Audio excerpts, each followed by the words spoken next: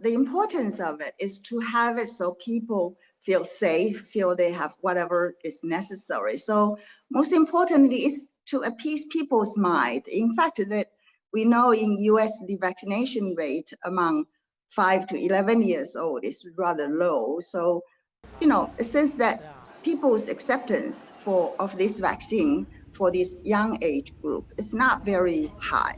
And I believe that's going to happen in this country. But nevertheless, there are still a portion of the population who looking forward to have vaccines. So just to make it available, it's important. So Taiwan seems to be moving towards a living with COVID strategy. What would that look like? Well, living with COVID strategy, when we reach at some point, we should be free like current Western country. But before we get there, there's a process of getting there. As we know that the vaccination effectiveness in the real world is not very high for Omicron because the vaccine is based on the original virus. But fortunately, Omicron is a very mild virus. So in the process, we use being infected, it's just, to acquire our, what you call as herd immunity.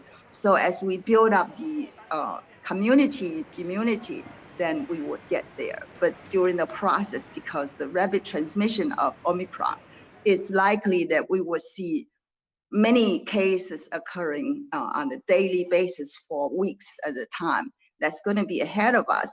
So we just have to kind of go through it and try to, maximize our resources and try to allocate our resources for those who really need it. Given the current outbreak going on here in Taiwan, as well as the overall global pandemic situation, when do you think that Taiwan will once again open its doors to international travelers?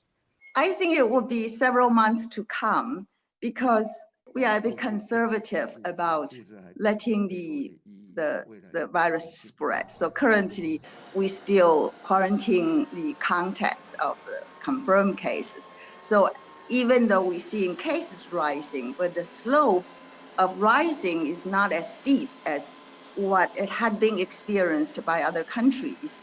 So I believe that it's going to be several weeks before we reach the peak. Then when we reach the peak, we will find that the case number on the daily basis will be very high. It will still come down slowly, so it will be several months to come. So I think we probably would go into the summer to midsummer before we totally feel free about that. But in terms of reaching the day that there will be no case occurring, I don't think that day will come.